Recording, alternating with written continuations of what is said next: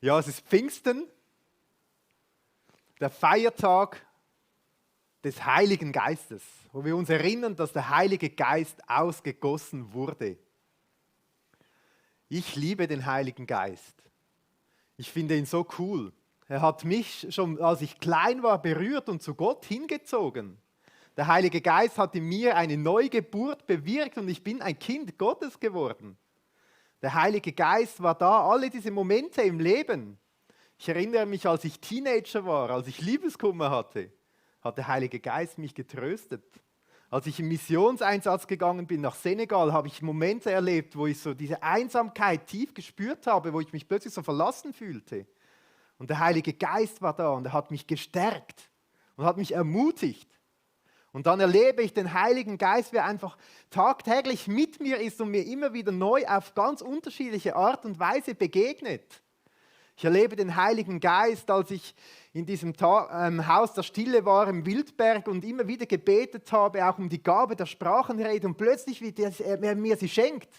Und ich finde es so cool, wenn ich nicht mehr weiß, was ich beten kann, wenn ich in Sprachen beten kann, die mir selber nicht klar sind, was es bedeutet, aber ich weiß, der Heilige Geist spricht jetzt und betet das, was mein Herz selber bewegt. Ich erlebe den Heiligen Geist, wie er mir in so speziellen Momenten auf außerordentliche Art und Weise begegnet und die Liebe Gottes in mein Herzen ausgießt. Ich erlebe den Heiligen Geist immer wieder im Worship, im Lobpreis, wenn wir singen. Ich merke, wir beten zusammen Worte, wir beten an im Geist und in der Wahrheit und es trifft mein Herz plötzlich und mich als emotionskontrollierter Mensch kommen plötzlich die Tränen, weil ich Gott so dankbar bin. Der Heilige Geist war schon da in dieser Welt, in der Schöpfung von Anfang an. Er schwebte über dem Wasser und war gegenwärtig und der Heilige Geist ist jetzt, heute, hier. Und auch wenn du zuschaust von irgendwo, der Heilige Geist ist da und er wirkt und er spricht. Der Heilige Geist ist der Geist vom Vater und es ist der Geist von Jesus, jetzt gegenwärtig, da in diesem Raum. Der Heilige Geist weht, wo er will. Und es ist die Kraft Gottes, die zu uns kommt. Manchmal kräftig und mächtig, manchmal ganz still und leise. Und auch der Johannes, im 1. Johannesbrief, er schreibt von diesem Heiligen Geist und wir spüren, wie er selber bewegt und berührt ist, dass dieses Geschenk wahr geworden ist, was Jesus gesagt hat. Der Heilige Geist wird kommen und er wird bei euch sein, alle Tage. Und Johannes gibt ihm verschiedene Namen, verschiedene Titel. Unter anderem nennt er ihn, es ist der Geist der Wahrheit. Und das ist mein Wunsch heute, dass uns der Heilige Geist zeigen kann, wer Gott ist in Wahrheit.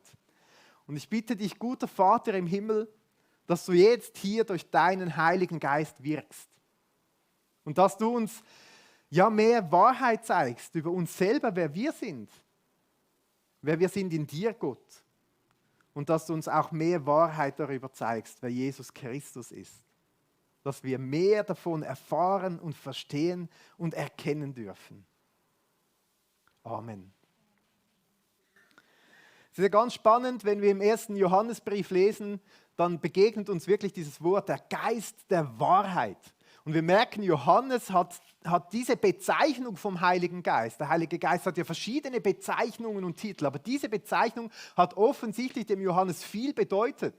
Und wenn wir jetzt sehen, der Johannes hat ja ein ganzes Evangelium geschrieben und da beschreibt er immer wieder, was er so speziell findet an diesem Geist der Wahrheit. Und da schauen wir mal zusammen hin, wenn Johannes von diesem Geist der Wahrheit spricht. Was sieht er da? Was stellt er sich vor? Was ist für ihn so das Spezielle? Johannes Evangelium, Kapitel 14, Vers 16. Jesus sagt, und ich werde den Vater bitten. Und er wird euch einen anderen Beistand geben, dass er bei euch ist in Ewigkeit. Den Geist der Wahrheit, den die Welt nicht empfangen kann, weil sie ihn nicht sieht, noch ihn erkennt. Ihr erkennt ihn, denn er bleibt bei euch und wird in euch sein. Mal ein kleiner Ausschnitt.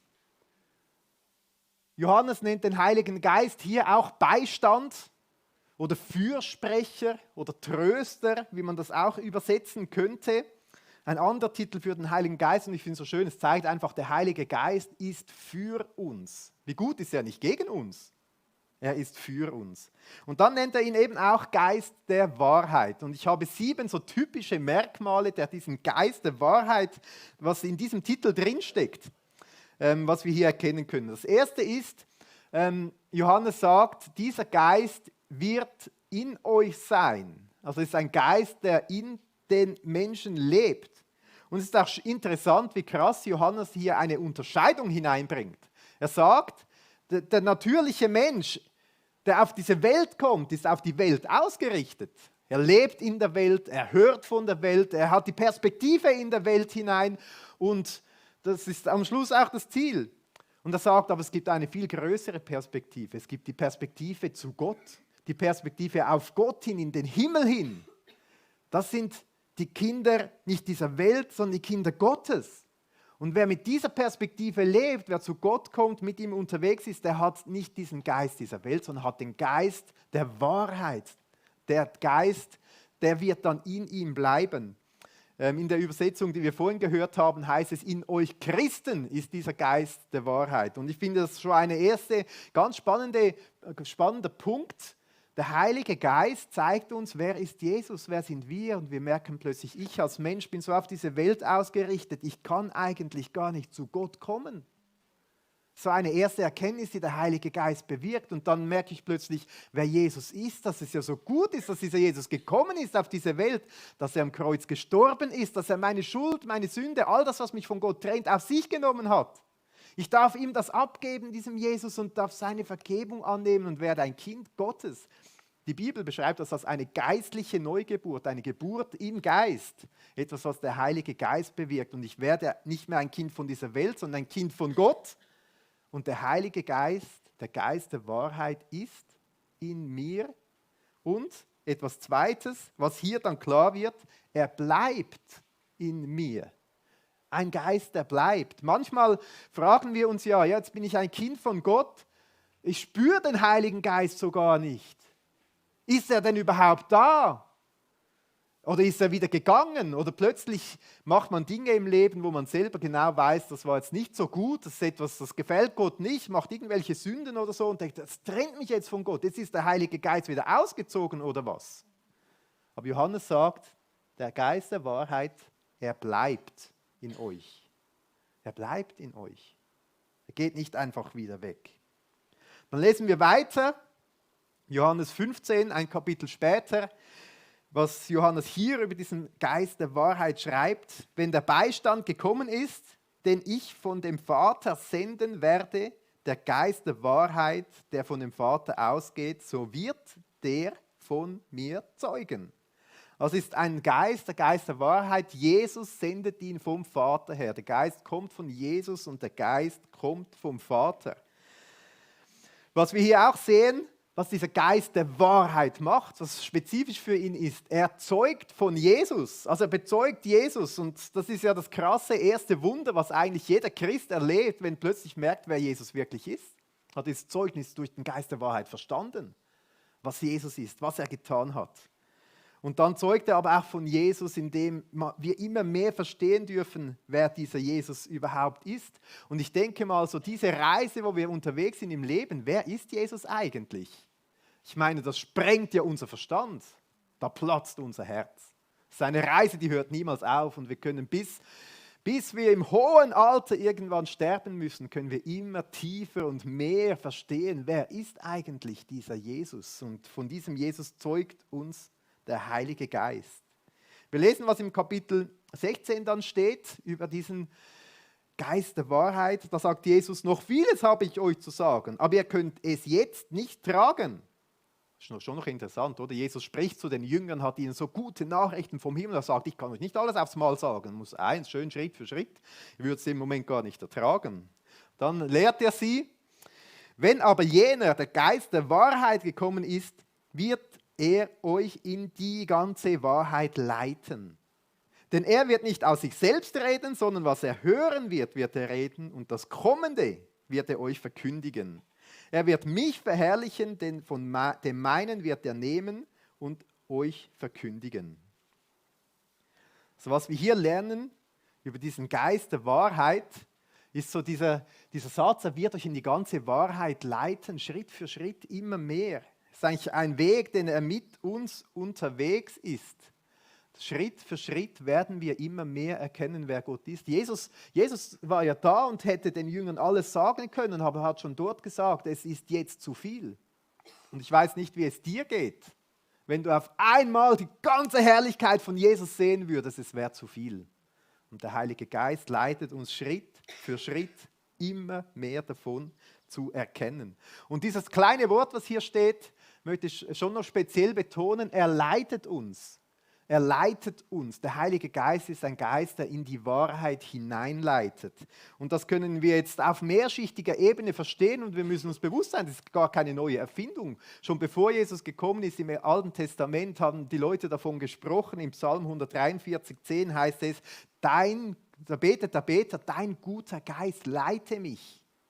Die Leitung des Heiligen Geistes. Und er leitet uns ja einerseits gerade eben darin, die Wahrheit über Jesus immer mehr und tiefer zu verstehen.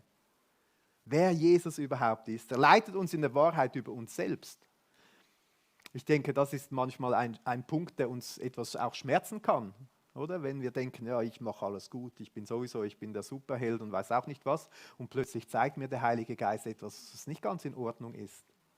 Oder wo er Korrektur wünscht oder wo er denkt, da wäre ein bisschen Entwicklung möglich oder wo er mich an der Hand nehmen will und mehr verändern will, wie Jesus ist, das kann durchaus auch manchmal schwierig sein, aber auch sehr befreiend. Und dann leitet er mich ja über die Wahrheit, über mich selbst. Er leitet mich aber auch darin zu erkennen, was er mir alles für Gaben und Geschenke gegeben hat, wo er mich befähigt hat, was ich gut kann, wo ich mich einsetzen kann für Jesus, wo ich beschenkt bin mit ganz vielfältigen Dingen. Und dann leitet er mich ja auch in der Wahrheit über das Kommende. Wenn Johannes hier vom Kommenden spricht, dann meint er den Tag, wenn Jesus selbst wieder in diese Welt hineinkommen wird und es alle sehen werden. Auch da leitet uns der Heilige Geist und wir merken sofort, wir haben ja in der Bibel noch einige Bücher nach diesem Johannesevangelium bis zur Offenbarung, wo wir ganz viel darüber lesen, was der Geist auch schon offenbart hat über dieses Kommen. Und wir sind heute hier und schauen in die Welt und freuen uns, wenn Jesus endlich wiederkommt und die Zeit immer reifer wird, dass das bald passieren mag. Aber der Geist leitet uns auch einfach im Alltag. In all diesen kleinen Situationen des Alltags, manchmal diese feine, sanfte Stimme. Vielleicht erlebt ihr die fast tagtäglich und merkt es manchmal gar nicht. Also mir geht es oft so, wenn ich dann zurückschaue, merke ich, das ist spannend. Woher kam jetzt dieser Impuls? Ein paar Beispiele aus dieser Woche. Ich habe mein Handy genommen, habe gedacht, jetzt setze ich mich in diesen Sessel und surfe noch ein bisschen herum, das ist eine gute Pause. Und in dem Moment habe ich den Impuls, ja, setz dich hin, aber bete. Und dann habe ich das wahrgenommen, da hat man kurz Zeit, um sich zu entscheiden, oder? Der Heilige Geist ist nicht so, er vergewaltigt einem nicht, packt einem nicht und man kann nicht mehr sich irgendwie selbst entscheiden oder so. Ich habe diesen kurzen Moment, um sich zu entscheiden und ich setze mich hin und bete und in diesem Moment wird bewusst, der Heilige Geist hat sowohl das Wollen wie auch das Vollbringen gewirkt. Ein ganz kleiner Impuls. Ein anderes Beispiel, ich bin zu Hause und habe Lust, mich ein bisschen einfach zu entspannen. Und plötzlich habe ich diesen Impuls vom Heiligen Geist, geh jetzt zu deinen Kindern. Das ist etwas völlig Banales, oder? Aber in dem Moment kam das nicht von mir, weil ich hatte wirklich etwas anderes in Absicht. Aber ich gehe dann hin zu meinen Kindern, habe eine gute Zeit mit ihnen und bin so dankbar. Oder ein anderes Beispiel, wir sind am Abendessen und wir sprechen über einiges und plötzlich kommt mir ein wahnsinnig lustiger Spruch in den Sinn, der aber auf Kosten von meiner lieben Frau geht. Und dann dieser Impuls vom Heiligen Geist, willst du deiner Ehe schaden? Und sofort ich so innerlich, nein, natürlich nicht. Dann, also schweig. Zum Glück gibt es diese feinen und sanften Impulse, diese Leitung vom Heiligen Geist im Alltag, oder? Wo wir manchmal merken, das kommt jetzt nicht von mir, das kommt von ihm. Wie gut leitet dieser Geist der Wahrheit. Etwas, das auch typisch wird, der Heilige Geist, er wird Jesus verherrlichen. Er wird immer mehr zeigen, wer Jesus ist und es ist so spannend. Jesus selbst hat gesagt, ich bin die Wahrheit. Also wenn wir davon lesen, dass der Geist der Wahrheit uns in alle Wahrheit führen wird, Dann haben wir im Kopf, ja gut, dann werde ich ja immer mehr verstehen mit meinem Verstand und ich werde immer mehr Erkenntnis haben. Ich werde immer klüger und so weiter, was diesen Jesus betrifft. Aber das meint der Heilige Geist gar nicht. Sondern er wird mich immer mehr in die Wahrheit, in Jesus hineinführen. Diesem Jesus zu begegnen, zusammen mit diesem Jesus zu sein, die Verbindung mit Jesus. Logisch auch mit dem Verstand mehr zu verstehen, wer er ist, aber auch mit dem Herzen. In diese Beziehung mit Jesus hinein. In Jesus als Person hinein wird der Heilige Geist mich führen. Und das macht Jesus groß. Das verherrlicht Jesus, wenn ich plötzlich merke, so wie ich unterwegs bin im Leben, da ist hier Jesus am Wirken. Und dass andere Menschen merken, wie groß wird dann Jesus und nicht mehr jemand anders. Also Johannes schreibt diesen Leuten einen Brief jetzt in dieser Gemeinde und diese Leute haben all das gewusst. Diese Leute haben all diese Dinge über den Geist der Wahrheit gewusst und das hat ja Johannes ihnen erklärt und trotzdem haben sie Fragen. So die Frage vielleicht, ja aber Johannes, jetzt hast du da all das von diesem Geist der Wahrheit erzählt, aber ist er jetzt in mir überhaupt? Wie weiß ich, dass er da ist? Wie kann ich das prüfen? Und dann hatten sie aber auch noch eine andere Frage. Aber Johannes, der wird in die ganze Wahrheit leiten. Da ist im Fall einer gekommen, der hat plötzlich ganz neue Wahrheiten erzählt. Das klingt absolut spannend. Weißt du auch über diesen Jesus und so? Woher weiß ich jetzt, ob das wirklich, ist das jetzt auch dieser Geist der Wahrheit, der diese neue Offenbarungen schenkt? Oder ist das irgendwie ein anderer Geist? Und wir haben so uns diese Situation vor Augen.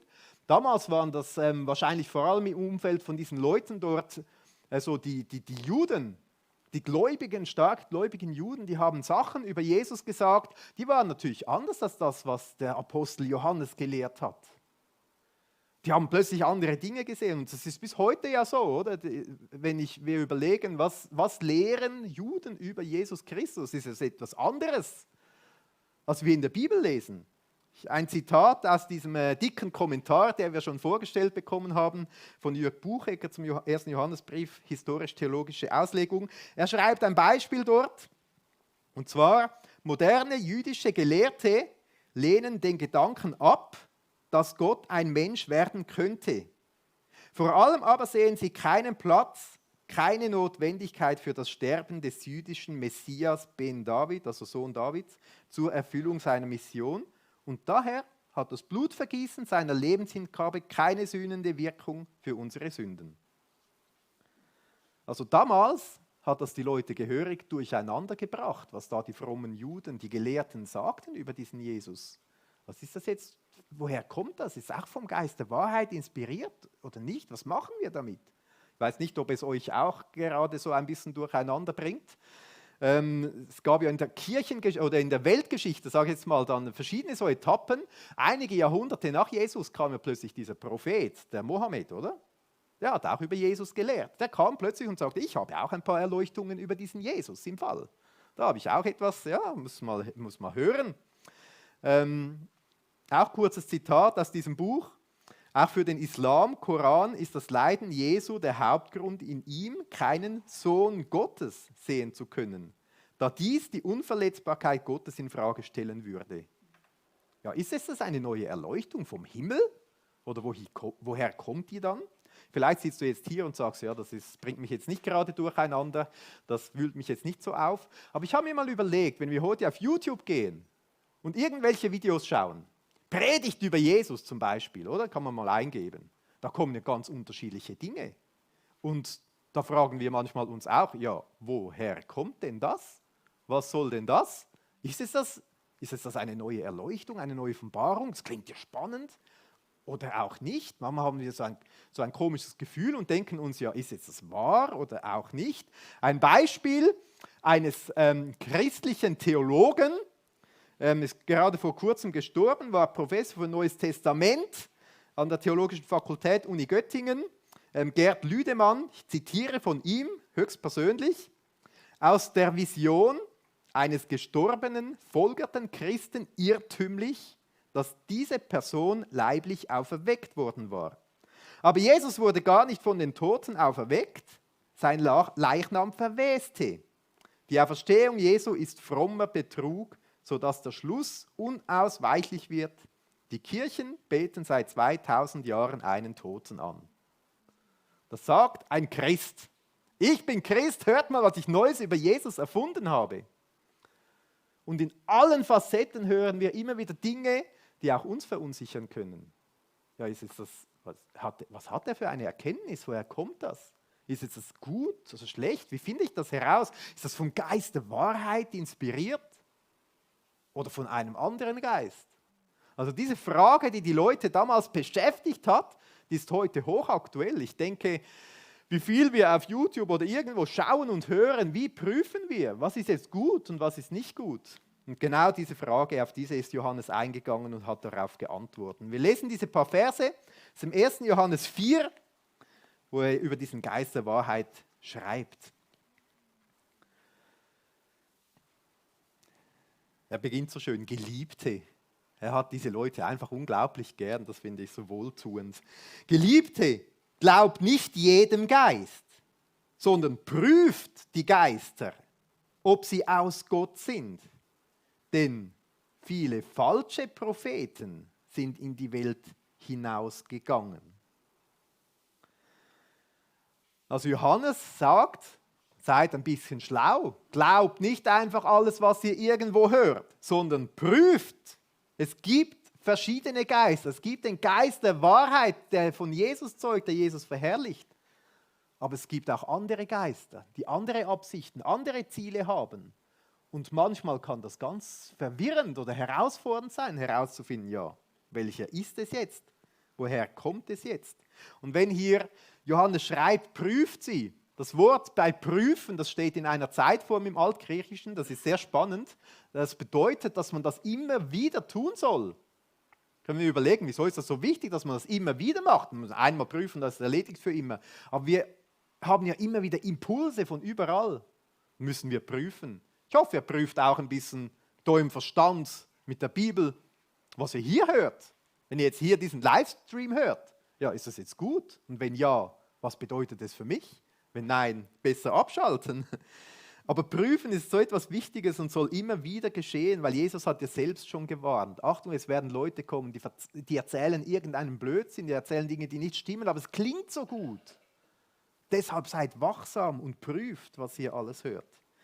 Und jetzt können wir uns fragen, ja, wie geht das dann? Wie kann man das machen? Und Johannes schreibt eine ganz einfache, kurze Anleitung. Wir lesen weiter, Vers 2 und 3. Hieran erkennt ihr den Geist Gottes. Jeder Geist, der aus Jesus Christus im Fleisch gekommen bekennt, ist aus Gott. Und jeder Geist, der nicht Jesus bekennt, ist nicht aus Gott. Und dies ist der Geist des Antichrists, von dem ihr gehört habt, dass er kommt und jetzt schon in der Welt ist. Also wir haben hier 3 kurze Merkmale, sagt Johannes, prüft mit folgenden 3 Kriterien. Da können wir ganz einfach merken, ja, kann jemand das bekennen? Können wir auch fragen, kann ich selber das bekennen? Oder? Das erste ist, bekennt dieser Geist, bekennt diese Aussage, bekennt Jesus. Jesus. Was ist mit Jesus gemeint? Wenn wir in der Bibel lesen, haben wir immer wieder dieses Wort, Jesus ist Herr, dieses Bekenntnis, Jesus ist Herr. Damit ist gemeint, Jesus ist der König, ich ordne mich ihm unter. Jesus ist der Herr des Universums und nicht zuletzt, Jesus ist der Herr im Sinne auch des Alten Testaments, wie dieses Wort Herr gebraucht wird für Gott. Jesus ist Gott. Bekennt dieser Geist, dass Jesus Gott ist. Dann das Zweite, was hier steht, ist dieser Jesus Christus. Altgriechisch Christos für Gesalbter, was eigentlich vom Alten Testament her kommt, der Messias. Die Leute haben so lange gewartet auf den Retter, auf den Erlöser, auf den, der kommt und die Menschen mit Gott in Verbindung bringt, der das Heil bringt. Und dann ist Jesus gekommen und dieser Johannes sagt, bekennst du oder bekennt diese Person, bekennt er Jesus als den Christus, dass Jesus eben dieser Retter ist, diesen Erlöser ist, der das Heil gebracht hat? Und dann das Dritte, was er sagt, dass dieser Jesus im Fleisch gekommen ist. Und diejenigen, die jetzt schon den Grill am Mittag vor Augen sehen oder so, ist nicht so ein Fleisch gemeint, sondern es bedeutet, dass Jesus in diese fleischliche Welt, in diese geschöpfliche Welt hineingekommen ist. Und es ist so ein bisschen altmodische Formulierung vielleicht, er ist ins Fleisch gekommen. Aber es lohnt sich hier genauer hinzuschauen, weil es sagt unglaublich viel Wertvolles darüber aus, wer Jesus ist. Also Jesus, das bedeutet, Jesus ist in die Sphäre der Menschen hineingekommen. Das bedeutet, Jesus hat als Mensch unter uns Menschen gewirkt. Das bedeutet, Gott hat sich nicht nur offenbaren wollen, sondern er hat es auch auf eine Art und Weise getan, dass wir Menschen es verstehen. Ich meine, stell dir vor, du stehst an einem Ameisenhaufen und du offenbarst dein Herz einer Ameise, die hier steht. Die versteht ja nichts. Zum Glück ist Jesus Fleisch geworden, dass wir es verstehen, wie er uns Gott zeigt, wer Gott ist. Und auch dadurch, dass Jesus Fleisch geworden ist, Mensch geworden ist, ist es überhaupt möglich, dass er an unsere Stelle als Menschen treten kann. Genau diesen Gedanken nimmt auch Paulus auf. Ich habe hier einen Vers aus einem Brief von Paulus, wo er schreibt in Römer 8, Vers 3, das Gesetz konnte uns nicht helfen, so zu leben, wie es Gott gefällt. Es erwies sich als machtlos gegenüber unserer sündigen Natur. Wörtlich heißt es hier Fleisch gegen unserem Fleisch. Also wir sind einfach auf die Welt, auf das Irdische, auf das Geschöpfliche ausgerichtet als Menschen. Deshalb sandte Gott seinen Sohn zu uns. Er wurde Mensch, oder wörtlich heißt es hier, er kam ins Fleisch. Er wurde Mensch und war, wie wir, der Macht der Sünde ausgesetzt. An unserer Stelle, oder auch hier heißt es wieder im Fleisch, nahm er Gottes Urteil über die Sünde auf sich und entmachtete sie dadurch. Also dank dem, dass Jesus Mensch geworden ist und in unsere geschöpfliche Realität hineingekommen ist und auch unter der Verführung, sage ich jetzt mal, der Sünde gelebt hat, aber diese gemeistert hat, weil er war nicht nur Mensch, er war ja auch Jesus Gott. Deshalb konnte er an unsere Stelle treten, hat unsere Schuld auf sich genommen und hat aber die Strafe auch auf sich genommen, die uns geschöpflichen Menschen eigentlich droht, der ewige Tod. Er hat diese Strafe am Kreuz auf sich genommen, im Fleisch, und hat sich quälen lassen, ist gestorben, den irdischen Tod gestorben, wurde ganz verlassen von Gott. Und was es bedeutet im Fleisch, er ist ja dann auch auferstanden, Jesus. Das bedeutet, er ist nicht nur in einer Vision oder so auferstanden, sondern fleischlich, menschlich, im Leib ist eine reale, neue, auferstandene Person geworden. Und das bedeutet, unsere Hoffnung, die wir haben auf Auferstehung, auf ein ewiges Leben, ist nicht nur symbolisch im Kopf oder irgendetwas im Herzen oder eine Vision oder so, sondern sie ist wirklich in der Welt schon vollzogen worden. Wie viel realer muss diese Hoffnung dann sein? Also, dass wir Jesus bekennen als der im Fleisch ist, das hat eine unglaublich große und tiefe Bedeutung. Und deshalb habe ich bewusst so auch eine ältere Übersetzung gewählt, die dieses Fleisch einfach betont, weil das müssen wir uns ein bisschen vorstellen, da steckt so unglaublich viel drin. Es hilft uns zu merken, ein spezielles Wort, wow, was da alles drin steckt.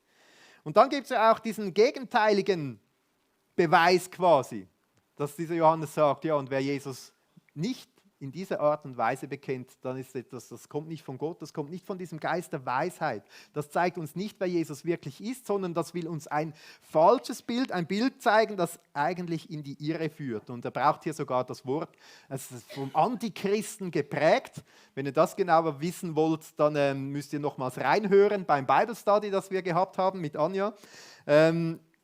Antichrist gegen Christus.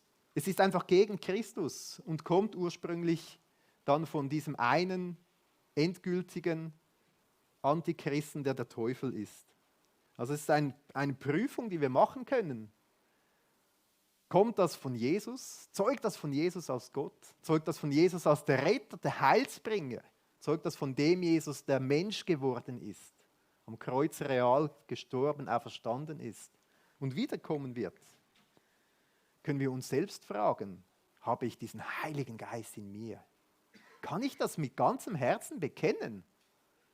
Dann kommt dieses Bekenntnis nicht von mir, sondern vom Geist der Wahrheit, der in mir ist und durch mich wirkt. Ich kann mich natürlich auch umgekehrt fragen, ja, nein, wenn ich das nicht bekennen kann, das bedeutet vielleicht, dass ich gar kein Kind von Gott bin, dass ich Jesus gar nicht in mein Leben eingeladen habe, aber dass ich das machen kann. Wenn ich plötzlich merke, ah ja stimmt, da redet ja Jesus zu mir. Da habe ich etwas, ja, das ist habe ich mehr von dieser Wahrheit verstanden. Und das sagt dann Johannes auch, wir lesen weiter, Vers 4, da sagt er, ihr seid aus Gott Kinder und habt sie, das ist die Welt, überwunden, weil der, welcher in euch ist, größer ist als der, welcher in der Welt ist. So einfach, er ermutigt sie, Leute, es ist gar nicht so kompliziert und macht euch vor allem keine Sorgen, weil dieser Jesus, dieser Geist der Wahrheit, der in euch ist, er ist größer. Er hat überwunden. Jesus selber hat ja gesagt, in der Welt habt ihr Angst, aber seid getrost, ich habe die Welt überwunden. Es steht in der Vergangenheit, Jesus hat es getan. Es ist nicht so eine Hoffnung auf etwas, was vielleicht in der Zukunft passiert, sondern es ist vollbracht. Eine mega Ermutigung. Und er schreibt dann auch weiter, Johannes Vers 5 und 6, sie sind aus der Welt, deswegen reden sie aus dem Geist der Welt und die Welt hört sie. Wir sind aus Gott. Wer Gott erkennt, hört uns.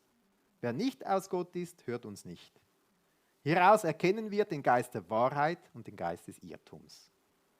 So spannend diese Gegenüberstellung, oder? So das natürliche Mensch ist in der Welt. In der Welt wird geredet, was aus der Welt kommt. Und aus der Welt hört man, was in der Welt so gesprochen wird. Hört man zu, logisch. Und dann diese Gegenüberstellung, Menschen, die aus Gott sind, die hören gerne denen zu, die wissen, was von Gott kommt. Und die hören dadurch Gott. Die gehören nicht mehr der Welt oder dem Vergänglichen, sondern dem Ewigen, was von Gott herkommt. Ich möchte hier zum Schluss noch auf diese 2 Worte aufmerksam machen. Johannes betont es nochmals, es gibt diesen Geist des Irrtums in der Welt. Irrtum, das ist ja ein spannendes Wort, das hat so wie 2 Bedeutungen. Einerseits, dass es uns in die Irre führen will, also dass es etwas Verführendes ist. Es ist ja oft so, dass es ganz schön aussieht, dass man eigentlich das noch gerne glauben würde, dass es vielleicht sogar logisch klingt, dass es im Mantel der Wahrheit kommt. Zweitens bedeutet es aber auch, dass es wirklich nicht der Wahrheit entspricht, dass es einfach fehlgeleitet ist, dass es in dem Sinn eine Lüge ist. Heute begegnet uns das ja überall, oder? So diese Botschaften, die nicht im Gewand der Wahrheit kommen, die aber so verführerisch klingen. Oft sind es ja Sachen, die klingen so zum Beispiel etwas geheimnisvoll, dass man sagt, ja, ich weiß aus einer ganz sicheren Quelle im Fall das und das. Die Quelle sagt man zwar nicht. Oder dass man sagt, ich weiß etwas, aber alle anderen lügen, alle Medien lügen oder so, aber ich weiß etwas, das kann ich dir sagen. Das ist so oft der Mantel, wie der kommt von einem Irrtum, wenn irgendetwas verbreitet wird. Oder im frommen Gewand, über dieses Thema wird nie gepredigt. Hör mir genau zu, ich weiß im Fall etwas, da habe ich etwas erkannt oder ich habe hier das verborgene Evangelium. Solche Titel kommen oft, oder? Und da müssen wir, Achtung, was steckt wohl dahinter? Wieso ist es plötzlich so Geheimniskrämerei? Oder manchmal klingen diese Irrtümer auch einfach mega bequem. Okay, da kommt einer und sagt, ja, es gibt gar keine Hölle, es gibt kein Gericht, es gibt keinen Teufel, am Ende kommen alle, Himmel ist alles nur Liebe und so weiter. Manchmal ist das einfach auch ganz so bequem. Ja, eigentlich will ich das gerne glauben, es ist ja ganz angenehm. So plötzlich alle Spannung weg, es kommt ja alles gut und so weiter, man muss sich keine Sorgen um nichts mehr machen. Es ist oft so, plötzlich klingt ja alles ganz bequem. Oder es ist so super simplifizierend, das ist plötzlich ganz einfach. Ja, einer weiß die ganze Wahrheit, die anderen wissen es ja sowieso nicht. Und nimmt so diese Spannung von diesem Komplexen dieser Welt weg. Ist plötzlich ganz klar, ja, da weiß einer ganz genau, wie das ist mit diesem Jesus und die anderen wissen es aber nicht oder so, macht die Dinge plötzlich unkompliziert. Manchmal müssen wir uns wirklich achten, wie dieser Geist des Irrtums versucht, uns irgendwie einzulullen, einzupacken, uns irgendwie abzuholen. Und Johannes stellt dem der Geist der Wahrheit gegenüber. Sagt nicht, er nimmt alle Spannung weg. Sagt nicht, nimmt alle Komplexität aus der Welt weg. Sagt nicht, plötzlich wirst du allen Durchblick haben und alles perfekt verstehen. Aber es ist auch nicht ein Geist der Geheimniskrämerei. sondern es ist ein Geist, der in die Wahrheit hineinführt, der zu Jesus hinführt, der Jesus groß macht, wo wir immer näher zu ihm kommen und ihn immer besser verstehen können. Ich möchte dir am Schluss von dieser Predigt ein paar Fragen mitgeben. Die erste Frage ist die einer Selbstprüfung. Kannst du mit ganzem Herzen bezeugen, Jesus ist Gott, Jesus ist der Christus, der Erlöser, er ist derjenige, der das Heil bewirkt, der mich zu Gott zurückbringen kann, der mir Vergebung schenkt. Und Jesus Christus ist ins Fleisch gekommen, er ist Mensch geworden und er wird wiederkommen. Kannst du das mit deinem Herzen bezeugen oder vielleicht auch nicht? Und wenn du heute hier bist und merkst, jetzt hat der Heilige Geist zu dir geredet und hat dir irgendwie etwas mehr von dieser Wahrheit von Jesus gezeigt, dann möchte ich dich einladen, bewusst nicht mehr auf die Welt orientiert zu sein, sondern auf Gott im Himmel und ein Kind Gottes zu werden. Diese Wahrheit in Anspruch zu nehmen und Jesus als deinen Herrn und Retter zu bekennen. Wir wollen auch zusammen beten.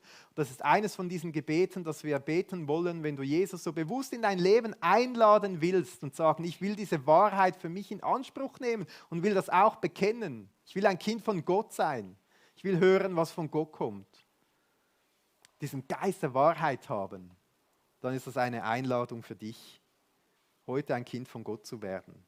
Vielleicht bist du aber auch einfach hier und merkst, dass du mehr von dieser Wahrheit brauchst, dass du selber mehr von diesem Heiligen Geist willst, dass du mehr von diesem Jesus erkennen willst, Schritt für Schritt immer mehr erkennen.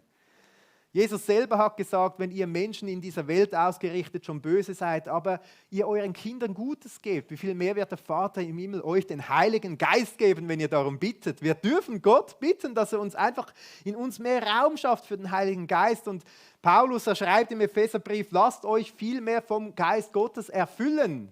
Und er schreibt das in einer Zeit vom immer wieder erfüllen, erfüllen, erfüllen. Nicht, dass der Heilige Geist weggeht, aber dass wir unser Herz aufmachen und ihm Raum geben in alle Winkel unseres Lebens, dass der Heilige Geist wirken kann. Vielleicht ist das heute dran, einfach zu beten, Heiliger Geist, erfülle mich. Jeden Tag, ich möchte dir das mitgeben, auch als kleinen Action-Step, was für ein gutes Gebet. Heiliger Geist, erfülle mich, Geist der Wahrheit. Erfülle mein Herz, mein Leben, leite mich in jedem Moment. Vielleicht hast du auch heute während dieser Predigt, während diesem Gottesdienst plötzlich gemerkt, wie der Heilige Geist dir etwas von Jesus offenbart hat. Wie genau das passiert ist, wie er dir eine Wahrheit über Jesus gezeigt hat, wo du plötzlich gemerkt hast, das hat mein Herz berührt. Vielleicht kommt das jetzt auch während dem Lobpreis noch. Dann möchte ich dich ermutigen, halte das fest und nimm das mit, was du über Jesus lernen kannst. Und das Letzte, wir werden aufgefordert, diesen Jesus zu bekennen. Das Wort, was hier bei bekennen steht, bedeutet eigentlich, dass man gemeinsam laut ausspricht. Wir werden eine Zeit des Lobpreises haben, zusammen Lieder singen. Das ist genau das, wir sprechen zusammen laut aus, wir singen zusammen laut unser Bekenntnis über Jesus. Wir werden heute Abendmahl feiern. Auch das Abendmahl ist so ein Bekenntnis zu Jesus. Ich bekenne diesen Jesus, dass der gekommen ist, Fleisch geworden ist. Wir brechen das Brot, das Zeichen, dass er seinen Leib gebrochen hat, sein Blut vergossen hat. Und wenn ich das Abendmahl nehme, ist das ein Bekenntnis. Ich bekenne mich dazu, dass ich das für mich in Anspruch nehme. Oder wir wollen auch zusammen dann ganz praktisch ein Bekenntnis sprechen, weil wir das nicht so gewohnt sind, wie man das in anderen Kirchen sehr häufig macht. Wir möchten jetzt in eine Zeit des Gebets hineingehen.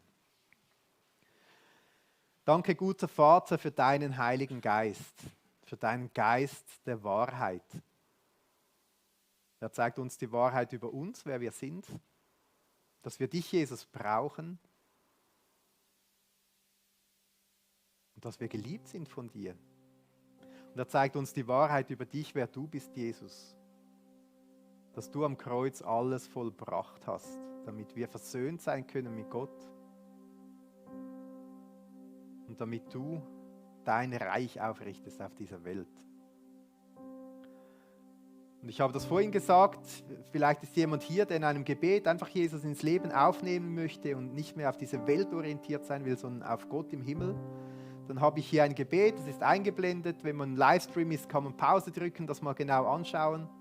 Man kann es einfach im Herzen mitbeten, Jesus ins Leben einladen. Und damit auch diesen Geist der Wahrheit ins Leben aufnehmen. Ich will dich ermutigen, dieses Gebet mitzubeten, wenn du das möchtest. Vater im Himmel, mir ist klar geworden, dass ich getrennt von dir bin. Jesus, ich glaube an dich, dass du Gott bist, dass du Mensch geworden bist und für mich am Kreuz gestorben bist. Und ich bekenne, was ich falsch gemacht habe, meine Sünden. Und bitte vergib mir. Und danke, hast du mir vergeben. Und Herr Jesus, ich nehme dich in mein Leben auf. Ich gehöre dir. Verändere mich so, wie du mich haben willst und erfülle mich mit deinem Heiligen Geist der Wahrheit und der Liebe. Danke 1000-mal. Amen.